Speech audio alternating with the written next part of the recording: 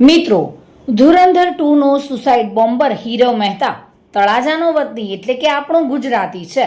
Bollywood film ધુરંધરે ભારતીય સિને જગતમાં એક નવો જ રેકોર્ડ બનાવ્યો છે. 3000 કરોડ રૂપિયાની કમાણી કરનારી પ્રથમ ભારતીય ફિલ્મ બની ગઈ છે.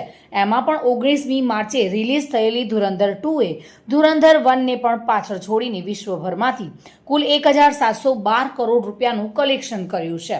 આ બંને બ્લોકબસ્ટર ફિલ્મમાં એક ગુજરાતી યુવાને મહત્વની ભૂમિકા અદા કરી છે, જેનું નામ હીરવ મહેતા છે.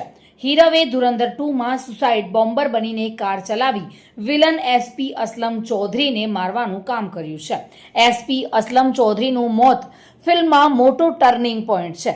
હીરવ કોઈ ડાયલોગ તો નથી બોલ્યો, પરંતુ ડ્રાઇવિંગ સીન વખતે તેણે જે એક્સપ્રેશન આપ્યા છે તે ઘણા ચર્ચામાં આવ્યા છે.